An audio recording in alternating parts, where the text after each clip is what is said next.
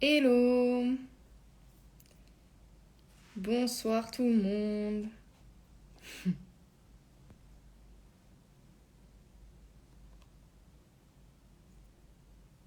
Hello.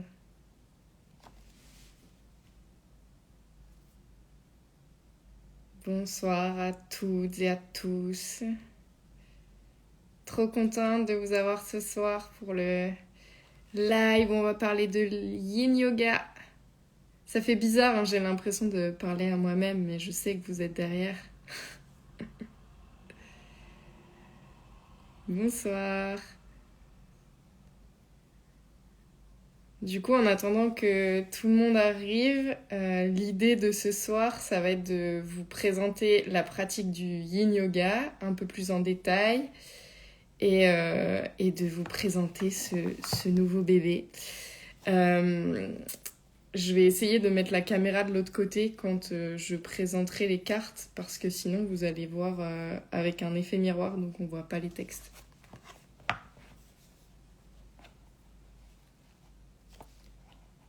Comment ça va d'abord?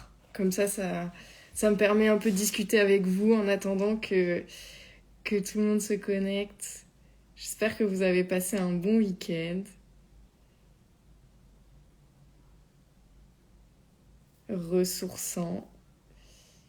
Et qu'il a fait beau chez vous. Bonsoir. Ok, cool. Alors, pendant que je vais vous parler de yin, j'aimerais déjà savoir si il y en a parmi vous qui font déjà du yin ou un peu quelle est votre connaissance par rapport à cette pratique. Ah, il est midi chez certaines. Ok. Alors, je commence. Du coup, salut Sarah. Le yin yoga, c'est une pratique qui est totalement différente du hatha ou du yoga vinyasa, qui sont pour le coup, le hatha et le vinyasa, je vais dire que c'est des pratiques un peu plus yang, dans le sens où, par exemple, en vinyasa, un mouvement, c'est une respiration. Le yin, c'est une pratique qui est à la croisée entre le hatha yoga et toute la pensée taoïste. C'est un yoga qui est vraiment hyper récent. Il est né dans les années 90. Il a été fondé par Paul et Suzy Grailey. Et l'idée, en fait, en yin yoga, c'est qu'il y a 3 principes qui vont être la durée. Les postures de yin yoga, elles sont pratiquées pendant 3, 5, 8 à 10 minutes. Donc c'est vraiment une pratique lente, une pratique qui est introspective, qui est pas nécessairement facile, ça demande beaucoup de lâcher prise. Donc il y a l'immobilité, tenir les postures longtemps et trouver l'endroit juste. L'objectif du yin yoga, c'est d'aller puiser dans les tissus conjonctifs, d'aller faire travailler les tissus conjonctifs. Et le fait de tenir longtemps une posture, on va avoir par un système de compression ou de tension un travail qui va se faire à la fois au niveau physique, au niveau mental et au niveau énergétique. Au niveau physique, on va ressortir certaines parties du corps qu'on n'a peut-être jamais ressenties. On peut ressentir des picotements. Au niveau mental, il n'est pas rare qu'il y ait des personnes qui se mettent à pleurer ou alors à avoir des émotions qui sortent. Ça peut être de la colère, de la tristesse, de la joie. C'est tout à fait normal parce que c'est vraiment un yoga qui va aller beaucoup plus en profondeur. Donc aussi bien sur le côté psychique de chacun et chacune. Et ensuite sur le côté énergétique. Parce que du coup c'est un yoga qui est lié, donc je le disais, à la médecine traditionnelle chinoise et on parle beaucoup des méridiens. Et les méridiens, on en a partout dans le corps et l'idée d'aller pratiquer une posture de yoga, ça va être d'activer ces méridiens, donc qui vont avoir tout un impact sur le côté énergétique. Est-ce que le yin yoga est davantage lié à la méditation?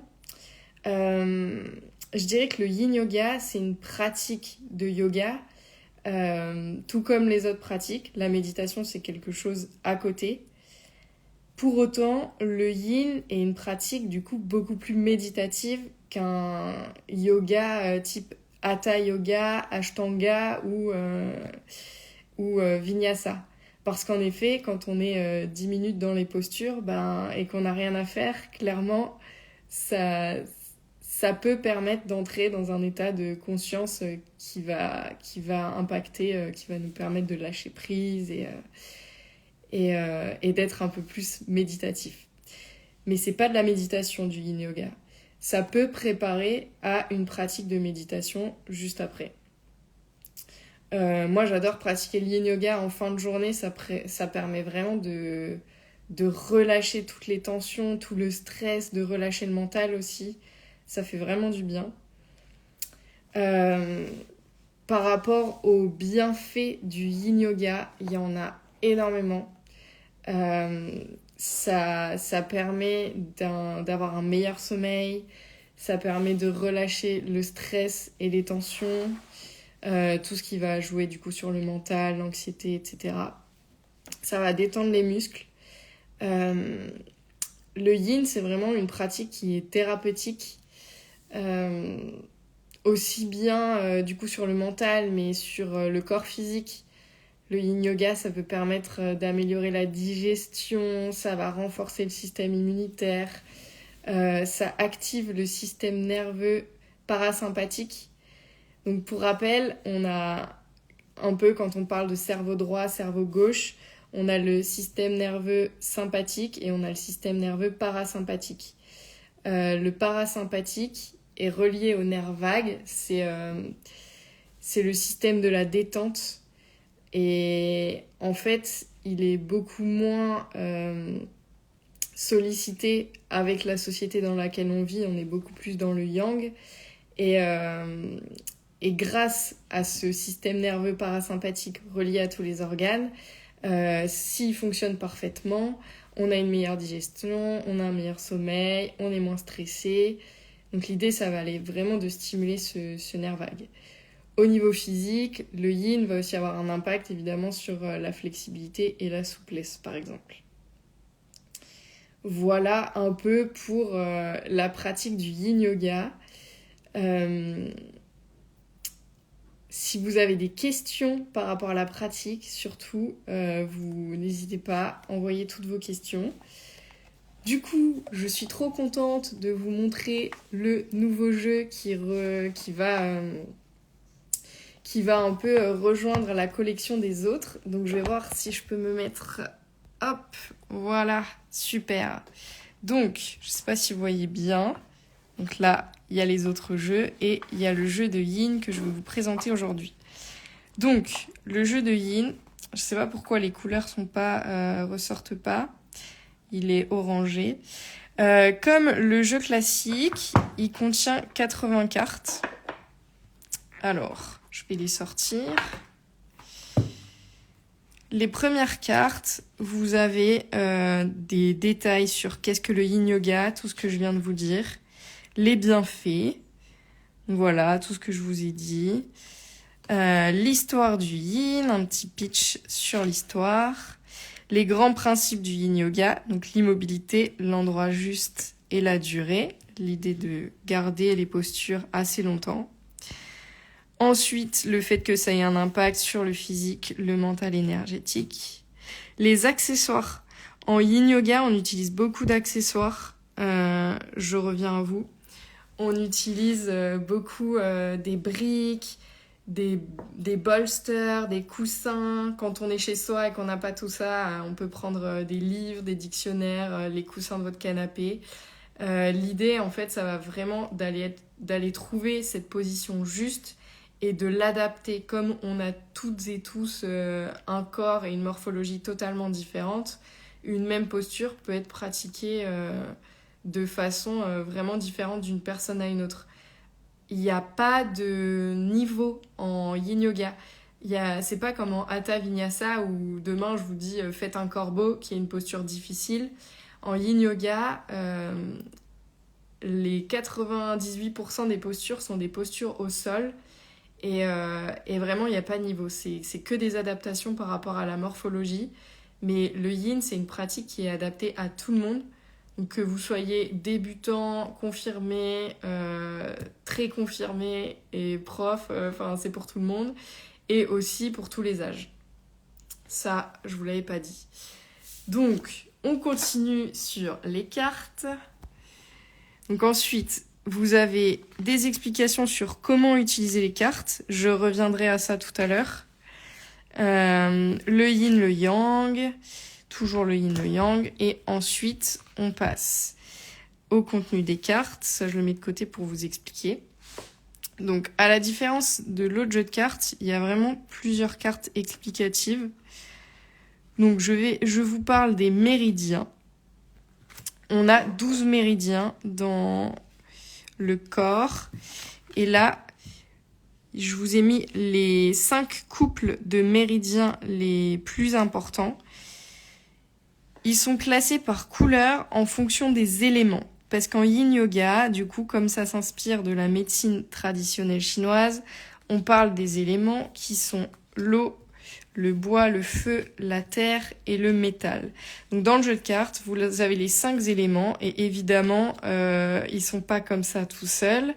Donc derrière, vous avez par exemple, si je prends l'élément eau, le verbe qui correspond, la saison, la direction.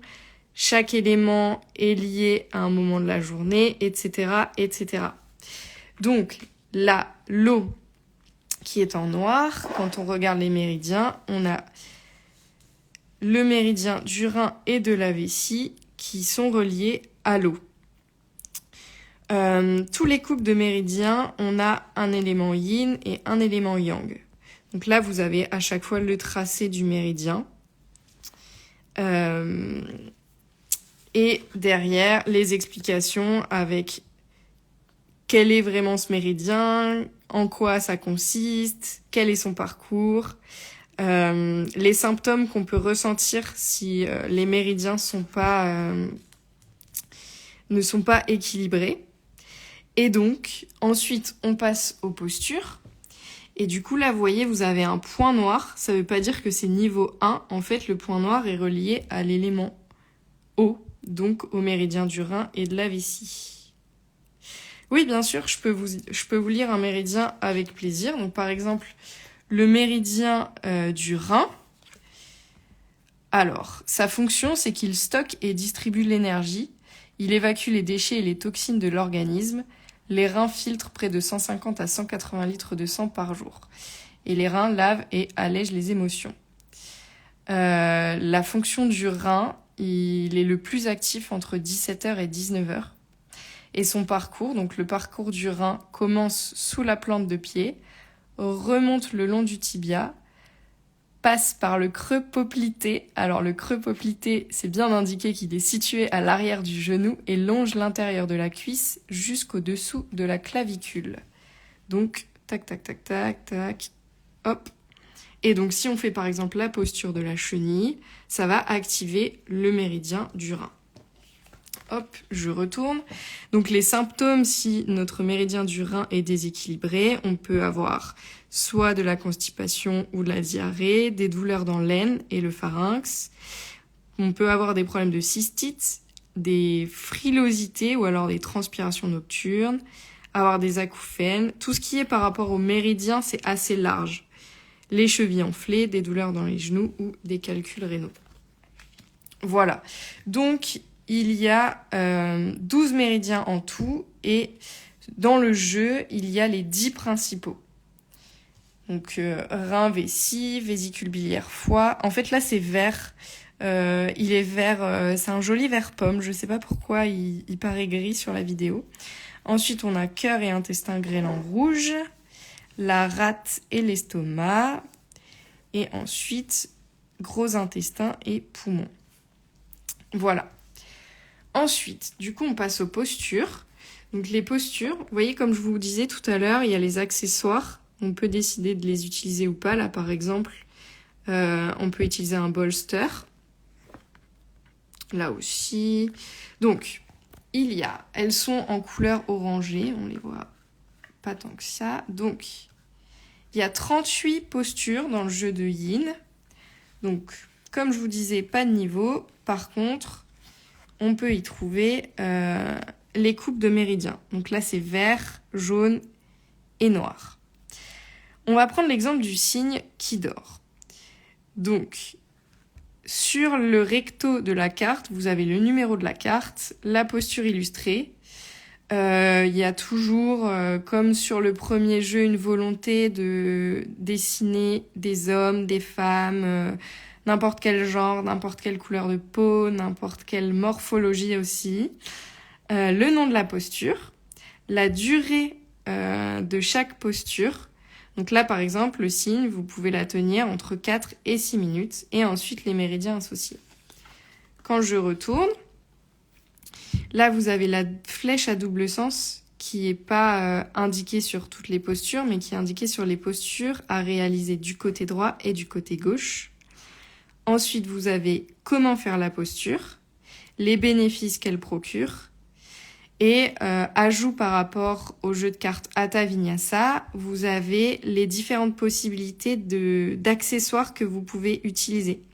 Donc là, je vous ai mis par exemple les blocs sous les fessiers, le bolster à l'avant, ou alors une couverture sous les fesses ou une couverture à l'avant, ou les deux. Et donc là, vous avez un exemple. Après, si vous voulez mettre une couverture là, c'est indiqué couverture, vous pouvez. Et ensuite, pour chaque posture, vous avez les précautions, notamment si vous avez des douleurs dans les genoux, dans les chevilles, pour les femmes enceintes aussi. Voilà pour ce qui est des postures. Toujours, si vous avez des questions, je lis vos commentaires, je suis là.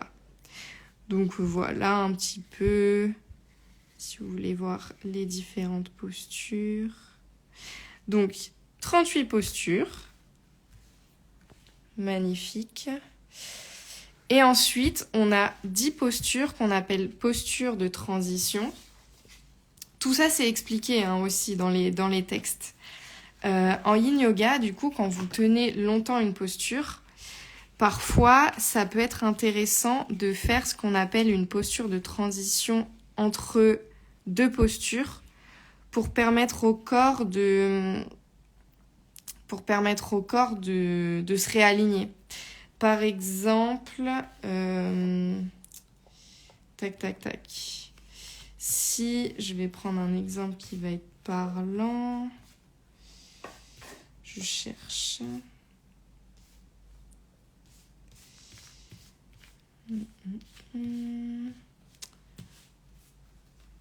Alors, par exemple, si vous faites la libellule, que vous la tenez 12 minutes.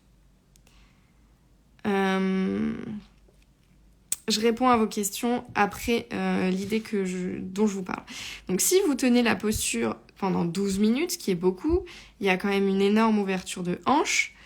Quand votre petit chronomètre va sonner, vous allez avoir du mal à sortir de la posture. Du coup, en fait, entre deux, plutôt que de passer de cette posture-ci à, je sais pas, à une autre posture, à une autre posture directement, vous allez faire une posture de transition. Par exemple, pour celle-ci, vous pouvez faire la rotation des genoux pour aller justement un peu redonner du mouvement, détendre au niveau de l'ouverture des hanches, détendre les genoux aussi, puis ensuite passer à l'autre posture. Donc vous avez les 10 postures de transition. Par exemple, je vais vous donner un autre exemple. Hop, on a cette posture-ci, posture sur les chevilles. Donc l'idée, c'est d'aller travailler au niveau des chevilles. Celle-ci, elle se tient que 1 à 2 minutes. Et vous verrez que tenir 2 minutes cette posture-là, c'est largement suffisant.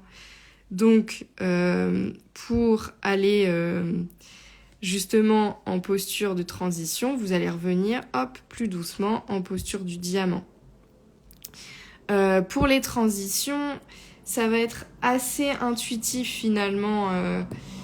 Par exemple, après celle-ci, vous pouvez soit vous mettre en posture de table, soit en chien tête en bas. Ça sera à vous de voir. Alors, je reprends les questions. Donc, est-ce qu'il y a des postures déconseillées pour les lombaires ? Oui, il y a des postures déconseillées pour les lombaires. Par exemple, celle-ci là, le bébé dragon, vous avez toutes les précautions à prendre. Fragilité aux genoux, épaules, hanches, chevilles, douleur dans le bas du dos. Vous avez toujours, si c'est haut ou bas du dos, à chaque fois pour les douleurs. Après, l'important, je le répète, c'est de vous écouter. Parfois, ça va être juste fragilité au niveau du genou. Peut-être que vous avez une petite fragilité et qu'il faut juste mettre une couverture.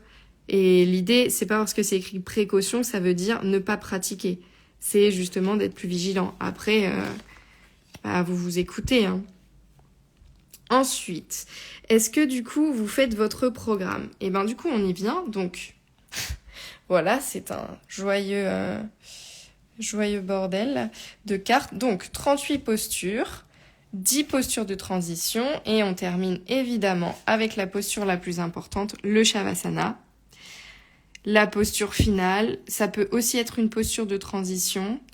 Dans tous les cas, c'est plus que recommandé et nécessaire pour assimiler tous les bienfaits de la pratique. Je le répéterai jamais assez, le Shavasana, c'est essentiel.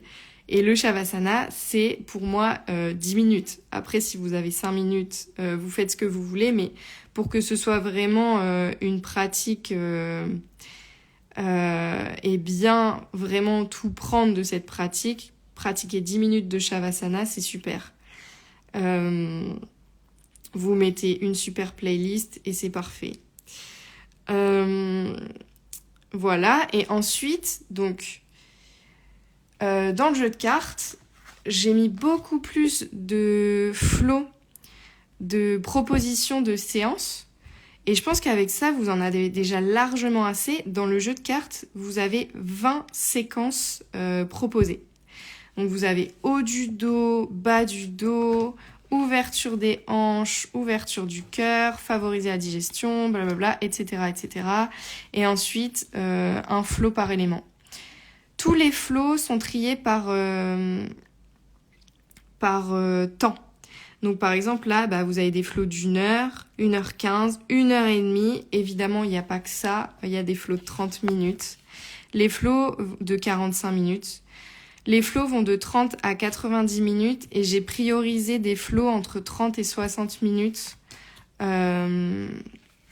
pour si vous voulez vous faire une pratique longue, une pratique plus courte. Comme ça, vous piochez en fonction du temps. Et puis après, si jamais vous avez envie de faire, je sais pas, par exemple, favoriser la digestion et que vous avez 30 minutes, soit vous raccourcissez les temps des postures en fonction de ce qui est indiqué sur les cartes. Enfin bref, vous faites votre tambouille, quoi. Donc par rapport à la question combien de postures à la suite peut-on faire ? Si on fait 2 ou 3 postures, mais tous les jours, est-ce que c'est suffisant ? Évidemment, si vous voulez pratiquer 20 minutes par jour, moi je pense que c'est génial de faire moins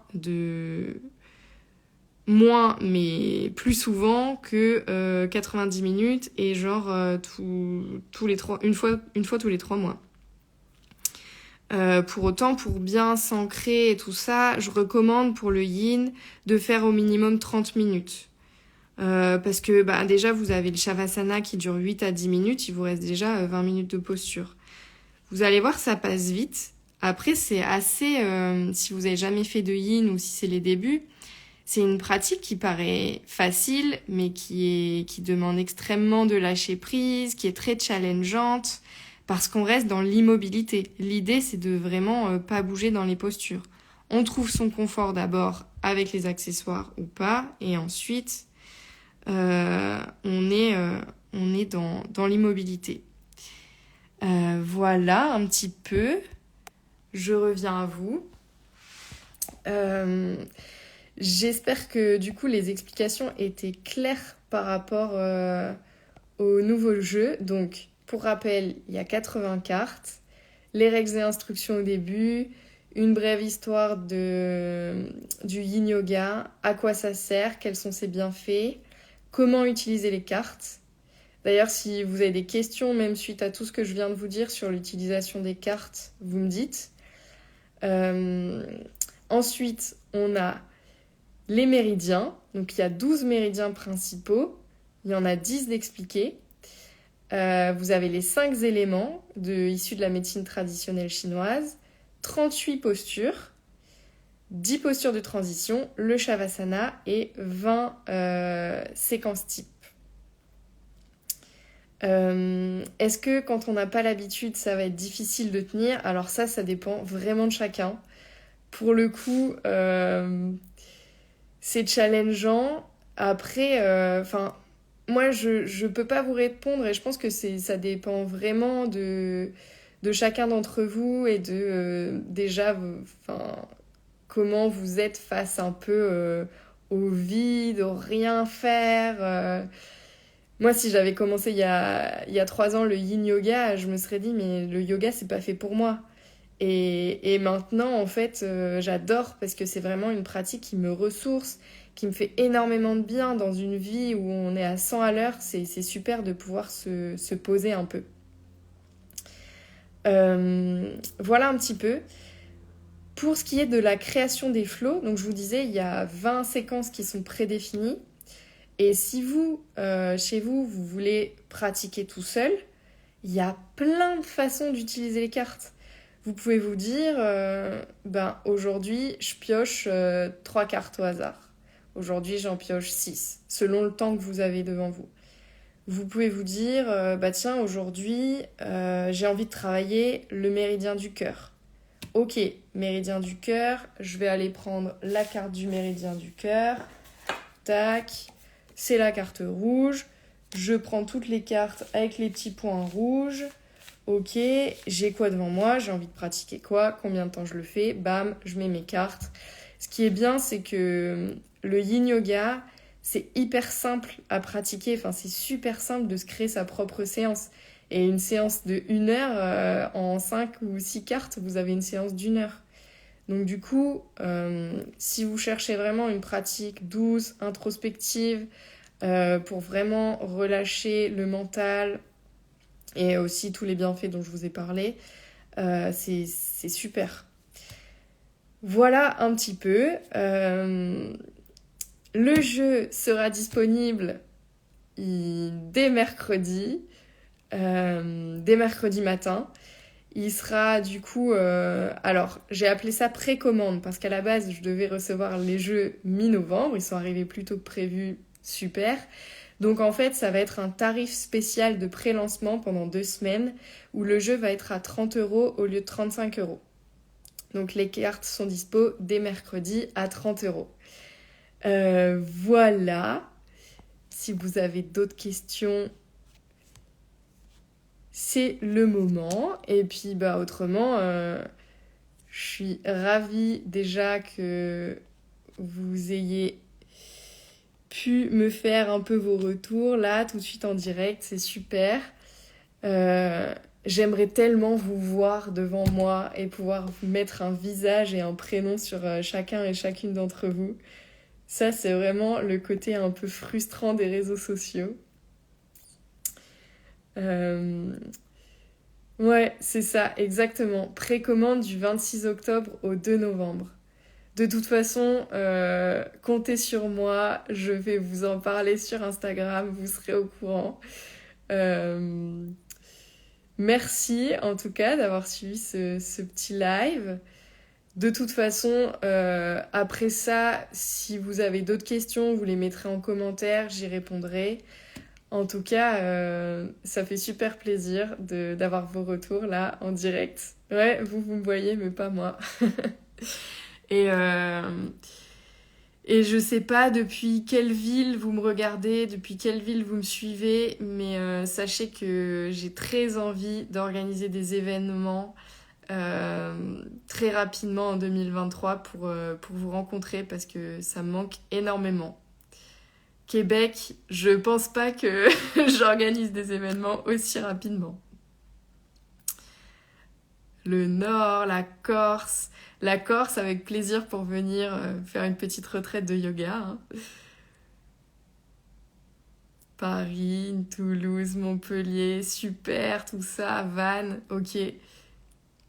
Bah moi là, je vous parle de Biarritz. Depuis près de l'océan. Genève, Bourgogne, ok. Bon, bah il y a de quoi faire. Je pense que je vais faire un tour de France. Marseille, trop bien. Saint-Brieuc, bon. Allez, trop cool. Je vous souhaite une bonne soirée. Le live aura été court, mais bien plein d'informations. Je vous dis à très vite. Et puis, bonne soirée, bon dimanche. Ciao. Pau, c'est pas très loin, ouais. Salut, bonsoir.